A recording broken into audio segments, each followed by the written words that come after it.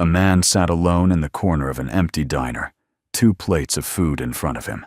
He stared at the second plate, like he was waiting for someone who would never come. Then a voice broke the silence, shaking, desperate. "Excuse me. My son is hungry. Can we stay here a while?" He looked up. A thin woman stood near the door, a small boy hiding behind her legs. The child's eyes held fear and hunger in equal measure. The man didn't know that his answer would open a story both of them had been searching for all along. The diner had been Marcus's Friday night ritual for 3 years now. Same corner booth, same 2 plates, same silence that felt heavier than any conversation. He was 42, though people said he looked older. The kind of tired that settles into your bones and doesn't leave. He worked as a mechanic, fixing motorcycles in a small shop on the east side of town, good with his hands, quiet with his words, the kind of man people forgot about the moment he left a room, except on Friday nights, when he became the man everyone pitied. The waitress, an older woman named Betty, knew better than to ask questions anymore. She'd bring 2 plates of meatloaf and mashed potatoes, set them down without a word, and leave him alone. The first few times she'd tried to talk to him, asked if someone was joining him. Marcus had just looked at the empty seat across from him and said nothing. After a while, she stopped asking. The second plate was for his son, a boy who would have been 10 years old now if the pickup truck had stopped at the red light 3 years ago. A boy who used to love Friday night dinners at this exact booth, who'd always order extra gravy and make a mess of the table. The small blue backpack still hung on the edge of the booth. Marcus never moved it. Sometimes he'd reach over and touch the strap just to remember what it felt like to have someone to take care of. People in the neighborhood knew his story.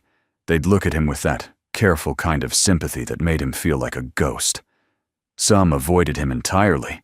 Others would nod and say nothing, which was worse somehow.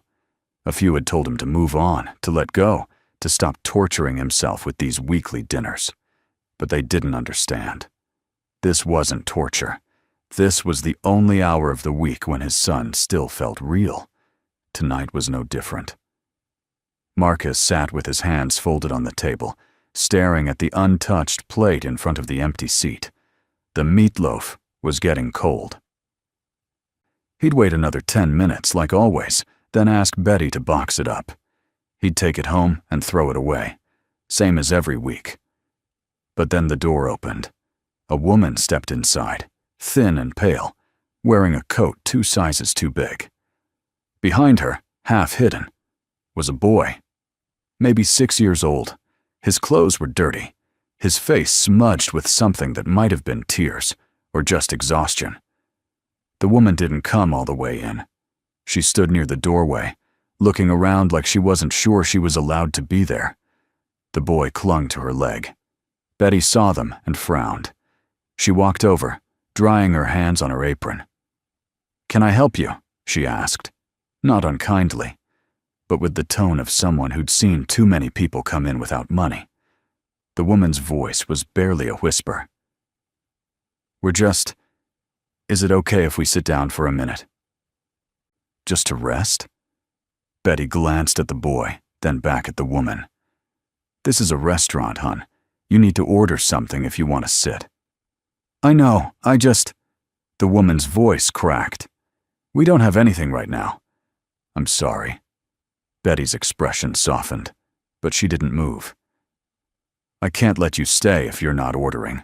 Owner's rules." The boy looked up at his mother, and something in his eyes, hunger, fear, shame, hit Marcus like a fist to the chest. He stood up before he could think about it. "They're with me," he said. Betty turned, surprised. The woman looked at him like she couldn't believe what she'd just heard. Marcus gestured to the booth. "Come sit down." The woman hesitated. We don't want to bother you." "You're not," Marcus said. He looked at the boy, then at the second plate of food growing cold on the table. "Please." The woman's eyes filled with tears, but she nodded. She guided her son to the booth, and they slid into the seat across from Marcus. The boy stared at the plate of food like it was a mirage. Marcus pushed it toward him. "Go ahead."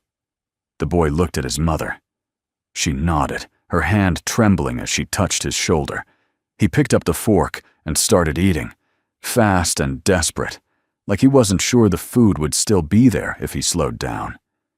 The woman wiped her eyes with the back of her hand. "Thank you," she whispered. "We'll pay you back. I promise." Marcus shook his head. "You don't owe me anything." Betty brought over a glass of water and set it in front of the boy without a word. She met Marcus's eyes for just a moment. Something unreadable passing between them, then walked away. For a while no one spoke. The boy ate. The woman kept her head down, her hands folded in her lap like she was praying. Marcus watched them and felt something he hadn't felt in 3 years. Something that wasn't emptiness. When the boy finally slowed down, his plate nearly clean, he looked up at Marcus with wide, grateful eyes. "Thank you," he said quietly. Marcus's throat tightened. The boy's voice sounded so much like his son's. The woman reached across the table, hesitant. "I'm Claire," she said, "and this is Daniel." Marcus nodded. "Marcus." She tried to smile, but it didn't quite reach her eyes. We're not usually like this. We just..." She trailed off, looking down at her hands. "Things got hard. We're trying to figure it out." Marcus didn't ask for details. He'd learned a long time ago that some stories were too heavy to tell to strangers. "Where are you staying?" he asked instead. Claire's face tightened. We'll find somewhere." That meant nowhere. Marcus looked at Daniel, who was leaning against his mother's side now, his eyes starting to close. The boy looked so small, so tired. He thought about the second plate, about the empty seat, about the 3 years he'd spent pretending his son was still sitting there. Maybe it was time to stop pretending. "I have a shop," Marcus said. "I fix motorcycles. There's a small room in the back. Not much, but it's dry and it's warm. You can stay there. Just for tonight." Claire's eyes went wide. "We couldn't." "It's not charity," Marcus said, cutting her off gently. "I just have the space, and it's cold out." She looked at him like she was trying to figure out if he was real. Then she looked at Daniel, who'd fallen asleep against her shoulder, and something in her broke. "Okay," she whispered. "Just for tonight." Marcus paid the bill and led them out to his truck. Daniel was half asleep, stumbling, so Marcus picked him up without thinking. The boy was light, too light, and he smelled like rain and unwashed clothes. Claire climbed into the passenger seat, and they drove in silence through the empty streets. The shop was only 10 minutes away, a squat brick building with a metal garage door and a faded sign that said, "Marcus's Motors." Inside it smelled like oil and metal and old concrete. Marcus led them past the motorcycles in various states of repair, through a narrow hallway, to a small room in the back. It had a cot, a space heater, and a pile of old blankets. "It's not much," Marcus said, setting Daniel down on the cot. The boy didn't wake up. Claire stood in the doorway, looking around like she still couldn't believe this was happening. "Why are you doing this?" Marcus didn't know how to answer that. He looked at the boy, curled up on the cot, and thought about the blue backpack hanging in the diner booth. "Because someone should," he said finally. Claire's eyes filled with tears again, but this time she didn't wipe them away. "Thank you," she whispered. Marcus nodded and turned to leave. But as he reached the door, Claire spoke again. "I will pay you back," she said, her voice stronger now. "I don't know how, but I will." Marcus looked back at her. "You don't have to."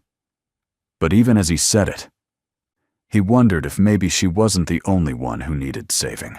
He didn't know that this decision, this one moment of saying yes instead of no, would unravel everything he thought he knew about grief, about family, about what it meant to keep living when the person you loved most was gone.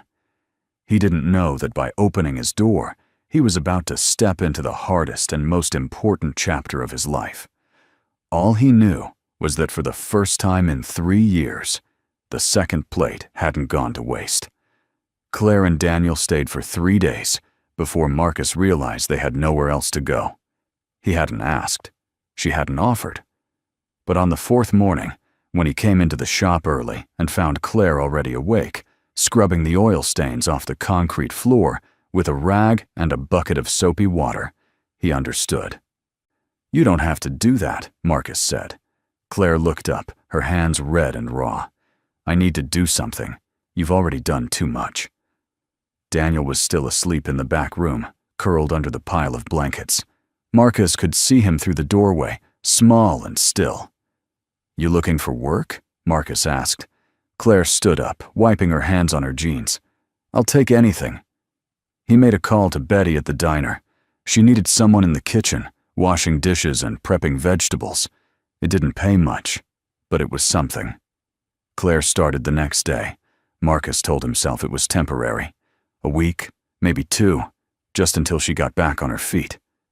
But weeks turned into a month, and Claire and Daniel became part of the rhythm of his life in a way he hadn't expected. Daniel would sit in the corner of the shop after school, doing homework on an overturned crate, while Marcus worked on engines. Sometimes the boy would ask questions. Why did motorcycles need oil? How did the gears work? What made them go fast? Marcus answered them all, surprised at how easy it was to talk to a child again. Claire worked long hours at the diner, but she always came back to the shop at night. She'd bring leftovers from the kitchen, and the 3 of them would eat together in the back room. It wasn't much, but it felt like something Marcus hadn't had in years. It felt like a routine, like a life. But the neighbors noticed. Mrs. Callahan from the apartment building next door was the first to say something. She cornered Marcus one afternoon while he was carrying groceries from his truck. "I don't mean to pry," she said, though her tone suggested otherwise. "But that woman and her boy, they've been here a while now, haven't they?" Marcus shifted the grocery bag in his arms. They needed a place to stay. Mrs. Callahan's lips pressed into a thin line. "People talk, Marcus. A widower and a woman who's clearly running from something.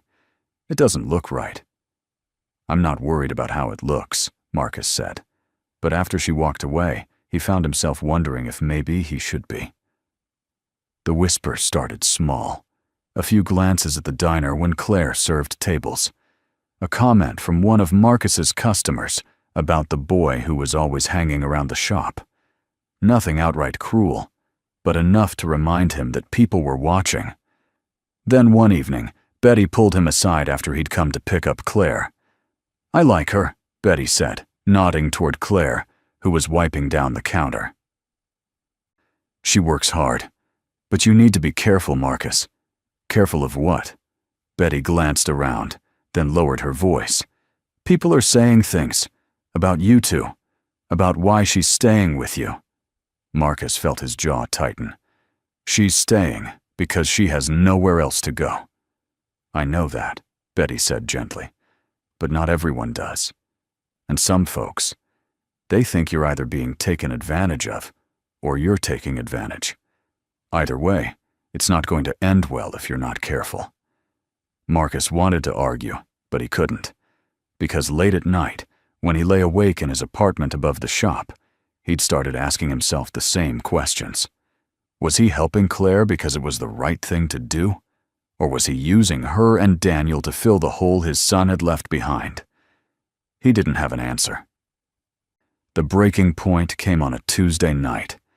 Daniel had been quiet all afternoon, sitting in his usual corner, but not doing his homework. When Claire came to pick him up, the boy's face was flushed, his eyes glassy. "He's warm," Claire said, pressing her hand to his forehead.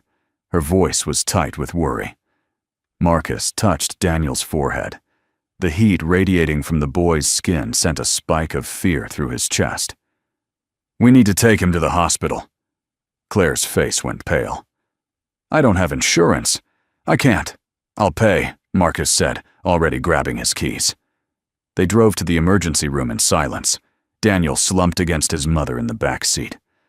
Marcus gripped the steering wheel and tried not to think about the last time he'd been in a hospital, 3 years ago, when the doctors had told him there was nothing they could do. At the ER, they waited for 2 hours before a doctor finally examined Daniel. The boy had a fever of 103 degrees, a bad infection that needed antibiotics. The doctor wrote a prescription and told them to monitor him closely. The bill came to $470. Marcus paid it without hesitation. On the drive back, Claire cried silently in the passenger seat. Daniel was asleep in the back, the fever already starting to break thanks to the medicine. I can't keep doing this to you, Claire said, her voice barely audible. Marcus kept his eyes on the road. You're not doing anything to me. Yes, I am. She wiped her face with her sleeve.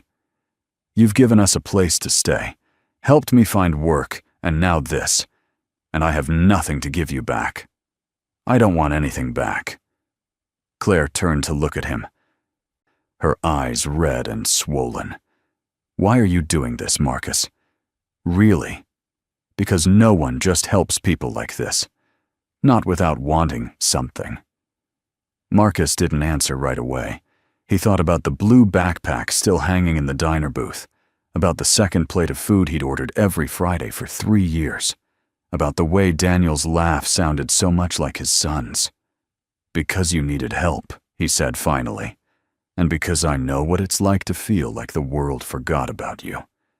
Claire stared at him for a long moment, then looked away. I had a daughter, she said quietly. Before Daniel. She was born too early. Lived for 3 days. Marcus's hands tightened on the wheel. Her name was Emma, Claire continued, and when she died, my husband blamed me. Said it was my fault for not taking care of myself. For being too stressed, he started drinking. Then he started hitting me. She looked down at her hands. I stayed for 2 years because I didn't know where else to go. Then one night he hit Daniel, and I knew we had to leave. Marcus felt something crack open in his chest. I'm sorry. I'm not telling you this for pity, Claire said. I'm telling you because I need you to understand. I know what it's like to lose someone, and I know what it's like to feel like you're using someone else to fill that space. She looked at him, her eyes fierce despite the tears. So if that's what you're doing, if you're helping us because Daniel reminds you of your son, I need you to tell me now. Because I can't let him get attached to someone who's going to disappear when they realize he's not a replacement. Marcus pulled the truck over to the side of the road. He turned off the engine and sat there, staring at the dashboard. I lost my son 3 years ago, he said. His voice felt like gravel.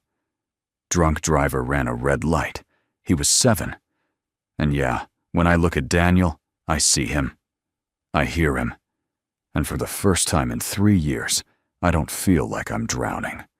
He looked at Claire. So maybe you're right. Maybe I am using you.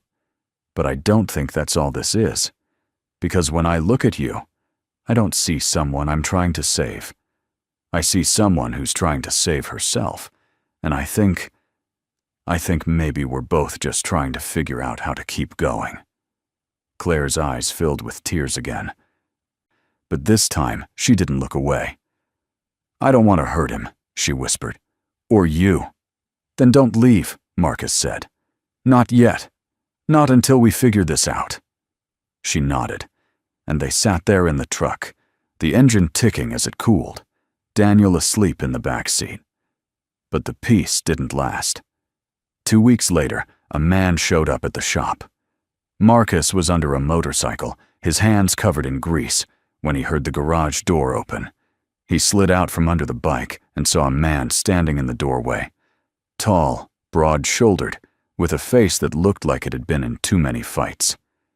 Can I help you? Marcus asked, standing up. The man looked around the shop, his eyes cold. I'm looking for my wife. Marcus's stomach dropped. I think you've got the wrong place. Claire Patterson, the man said, and my son, Daniel. Someone told me they've been staying here. Marcus didn't move. If they were here, I don't think they'd want to see you. The man's jaw tightened. That's not your decision to make. She's my wife. He's my son. And I'm taking them home. She's not your wife anymore, Marcus said, his voice steady despite the adrenaline coursing through him. And she left because you hurt her. The man stepped closer, his hands curling into fists. You don't know what you're talking about. I know enough. They stared at each other, the air thick with tension. Then the man smiled, and it was the ugliest thing Marcus had ever seen. You think you're some kind of hero? The man said. Playing house with my family? She's using you, buddy.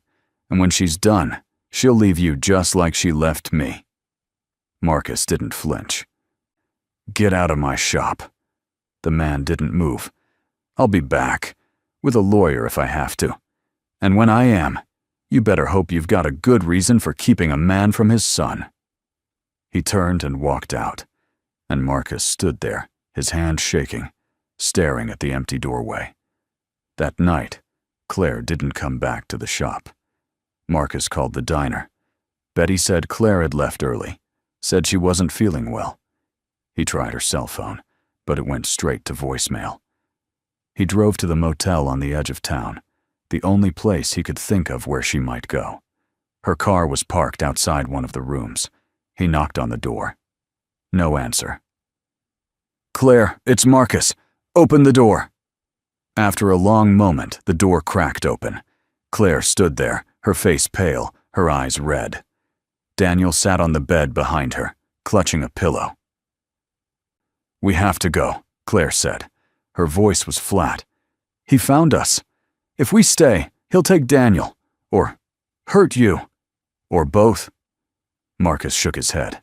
You can't run forever. I'm not running forever, Claire said. I'm just running now. She tried to close the door, but Marcus caught it. Let me help.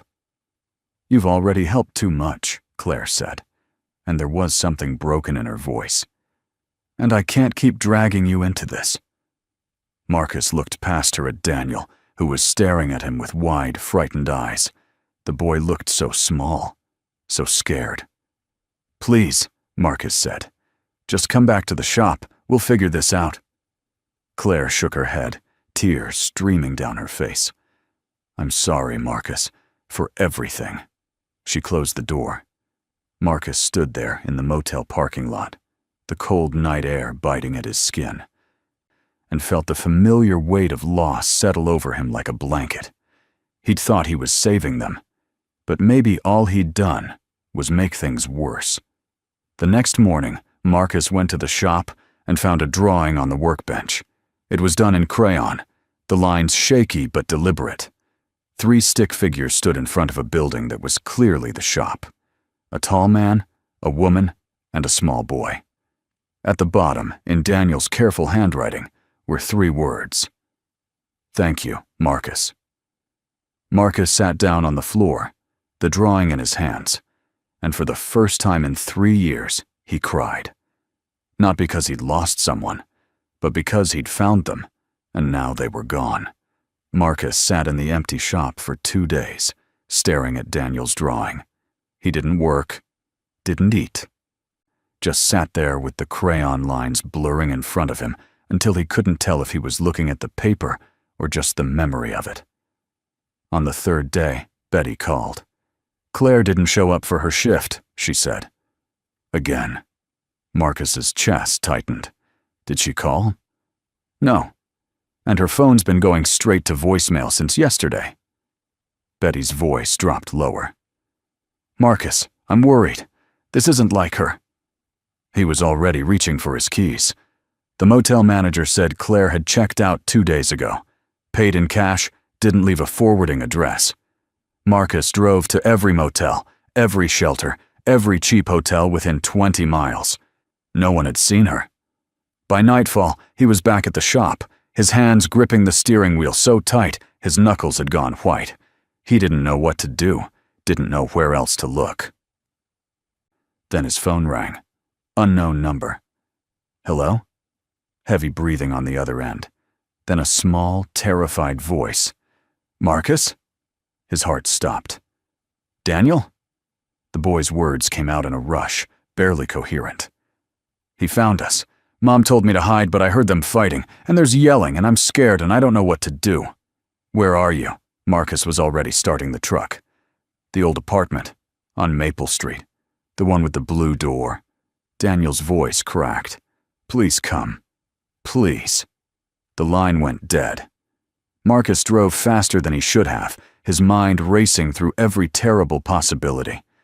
He knew Maple Street. It was on the south side, the kind of neighborhood where people minded their own business, even when they shouldn't. He found the building, a sagging two-story structure with peeling paint and broken gutters. The blue door was on the first floor, slightly ajar. Marcus pushed it open. The apartment was small and dark, the air thick with the smell of alcohol and something else. Fear. He heard voices from the back room, a man shouting, a woman pleading. Marcus moved quickly down the narrow hallway, his pulse hammering in his ears. The bedroom door was half open. Through the gap, he could see Claire backed against the wall, her lip bleeding, her hands raised in front of her face. The man, her ex-husband, stood over her, one fist clenched, the other holding her wrist in a grip that was turning her skin white. You think you can just take my son and run? The man was saying, his voice thick with rage. You think some loser mechanic is going to protect you? Marcus didn't think. He just moved. He shoved the door open and stepped inside. The man spun around, his eyes wild. For a moment, they just stared at each other. Get out of my house, the man said. Let her go, Marcus said. His voice was steady, but his hands were shaking. The man laughed, a harsh, ugly sound. Or what? You gonna hit me? Go ahead. Give me a reason to call the cops and have you arrested. Marcus took a step forward. I said let her go. The man released Claire's wrist and turned fully toward Marcus. He was bigger, younger, and Marcus could see the coiled violence in his posture. This was a man who'd hurt people before and would do it again without hesitation. You want to be a hero? The man said, moving closer. Fine. Let's see how that works out for you. He swung. Marcus barely dodged the first punch. The second one caught him in the ribs, and he felt something crack. Pain exploded through his side, but he didn't go down. He shoved the man back hard, and they crashed into the dresser. Claire screamed. Marcus heard footsteps in the hallway. Neighbors, maybe, or just curious onlookers. The man swung again, and this time Marcus caught his arm, twisted it, and used the momentum to drive him into the wall. The man's head hit the plaster with a dull thud, and he staggered back, dazed. Marcus stood there, breathing hard, his ribs screaming in protest. Then he heard the sirens. Someone had called the police. 2 officers arrived within minutes, their hands on their holsters as they stepped into the apartment. They separated Marcus and the ex-husband, took statements, examined Claire's bleeding lip and the bruises forming on her wrist. The ex-husband tried to spin a story about how Marcus had broken into his apartment, attacked him unprovoked, but the neighbors had heard the fighting. And when the officers found Daniel hiding in the closet, shaking and crying, the boy's testimony sealed it. They arrested the ex-husband for domestic assault. Read him his rights, led him out in handcuffs while he shouted threats over his shoulder. One of the officers, a woman with kind eyes and graying hair, sat down with Claire at the kitchen table. You need to file for a restraining order, she said gently, and we'll need to document everything for the custody case. Claire nodded, her hands trembling. I don't have a lawyer. I can't afford. There are resources, the officer said. Shelters, legal aid. I'll get you the information. She looked at Marcus. who was leaning against the wall, holding his ribs. "You should get that looked at." "I'm fine," Marcus said. Though he wasn't sure that was true, the officer gave him a long, measuring look. "You did a good thing tonight. But you need to be smart about what comes next. Cases like this get complicated fast." After the police left, Marcus drove Claire and Daniel back to the shop. No one spoke. Daniel sat in the back seat, his face pale and streaked with tears. Claire stared out the window, her hand pressed against her mouth. Inside the shop, Marcus made them tea. Claire sat on the cot in the back room. Daniel curled up beside her, and they didn't move for a long time. Finally, Claire looked at Marcus. "Why did you come?" "Because Daniel called me." She closed her eyes. "I told him not to." "I told him we'd be fine." "You weren't fine," Marcus said quietly. "I know." Her voice broke. "I thought if we just stayed away from you, he'd leave us alone. I thought I was protecting you." Marcus sat down on the floor, his back against the wall. His ribs throbbed with every breath. "You don't have to protect me." "Yes, I do." Claire looked at him, her eyes red. "Because if something happened to you because of us, I'd never forgive myself." Daniel stirred, lifting his head from his mother's lap. "You came," he said, looking at Marcus. His voice was small and fragile. "You came even though we left." Marcus felt his throat tighten. "Of course I did." The boy started crying again, and Claire pulled him close, and Marcus sat there on the cold concrete floor, feeling like his heart was being torn in two. The next few weeks were a blur of lawyers and court dates and paperwork. Marcus used every connection he had, called in every favor. He vouched for Claire, offered the shop as a stable residence, wrote letters testifying to her character. The community, surprisingly, rallied. Betty wrote a letter. Mrs. Callahan, despite her earlier misgivings, spoke to the judge about Claire's work ethic and Marcus's kindness. Even some of Marcus's customers stepped forward, people who'd seen Claire and Daniel at the shop and could attest that they were being cared for. It wasn't easy. The ex-husband fought for custody, hired a lawyer, tried to paint Claire as an unfit mother. But the evidence was against him. The police reports, the hospital records, Daniel's own testimony. In the end, the judge granted Claire full custody with a 5-year restraining order. The ex-husband was ordered to stay at least 500 feet away from Claire and Daniel at all times. When the verdict came down, Claire broke down in the courthouse hallway, not from relief, though that was part of it, but from the weight of everything she'd been carrying finally lifting. Marcus stood beside her, his hand on her shoulder, and didn't say anything. There was nothing to say. That night, they went back to the shop. Daniel fell asleep almost immediately, exhausted from the long day. Claire and Marcus sat in the main work area, surrounded by tools and motorcycle parts, drinking coffee that had gone cold. "I don't know how to thank you," Claire said. "You don't have to." She looked at him, really looked at him. "You could have walked away." "So many times. But you didn't." Marcus stared at his hands. "I tried to. That night at the motel, I thought maybe I was making things worse. You weren't. I know that now." He looked up at her. "But I also know that I wasn't just helping you. I was helping myself. And I'm not sure that makes me a good person." Claire shook her head. "It makes you human. We both lost children. We both know what it's like to feel like the world ended and kept going anyway. And maybe we found each other because we needed to learn how to live with that." She was right. Marcus knew she was right. But it still felt complicated. Messy. Like they were both using each other and healing each other at the same time. "What happens now?" he asked. "I don't know," Claire said. "But I think we figure it out together." 3 months later, Marcus went back to the diner on a Friday night, but this time he wasn't alone. Claire sat across from him, and Daniel sat in the seat where the blue backpack used to hang. The backpack was still there. Marcus hadn't moved it. But now there was a second one beside it, red and new, belonging to Daniel. Betty brought 3 plates of meatloaf and mashed potatoes. She set them down with a knowing smile and didn't say a word. They ate together, the 3 of them, and the diner felt warmer somehow. Less like a place Marcus came to remember the past, and more like a place where the future was beginning.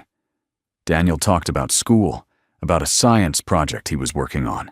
Claire talked about her new job at a better restaurant downtown, one with benefits and decent pay. Marcus listened and realized he was smiling. Really smiling. For the first time in years. After dinner, they walked back to the truck. The night was cold, the stars bright overhead. Daniel ran ahead, his red backpack bouncing on his shoulders. Claire walked beside Marcus, their hands almost touching, but not quite. "Thank you," she said quietly. "For the dinner. For everything." Marcus looked at her. "You know you don't have to keep thanking me." "I know," she said. "But I want to." They drove back to the shop in comfortable silence. Daniel fell asleep in the back seat, his head resting against the window. Claire looked back at him, her expression soft. "He asked me the other day if you were going to be his dad," she said. Marcus's hands tightened on the steering wheel. "What did you tell him?" "I told him that family doesn't always look the way we expect it to. But that doesn't make it any less real." Marcus didn't respond. He couldn't, because the truth was, he didn't know what they were, didn't know if he could ever be a father again, or if Claire could ever be more than someone he'd helped. But he knew this. For the first time in 3 years, he didn't feel alone. And maybe that was enough. Back at the shop, Marcus carried Daniel inside and laid him on the cot. The boy didn't wake up. Claire covered him with a blanket and stood there for a moment, watching him sleep. Marcus stood in the doorway, and Claire turned to look at him. "Stay," she said. Not a question. Just a simple request. So he did. They sat together in the workshop, surrounded by the smell of oil and metal, and talked about nothing important. About the weather, about Daniel's science project, about the new coffee shop that had opened down the street. And slowly, without either of them noticing, the conversation shifted. They talked about the people they'd lost, about the children they'd never stop missing, about the guilt and the grief and the impossibility of moving forward when part of you was still stuck in the past. "I used to think I'd never feel whole again," Claire said. "Like there was this piece of me missing that I could never get back." "And now?" Marcus asked. She looked at him. "Now I think maybe that's okay. Maybe we're not supposed to be whole. Maybe we're just supposed to keep going anyway." Marcus thought about his son, about the blue backpack, about the second plate of food he'd ordered every Friday for 3 years. He thought about the hole that loss had left in his chest and how it would never fully close. But also how it had made room for something new, something unexpected.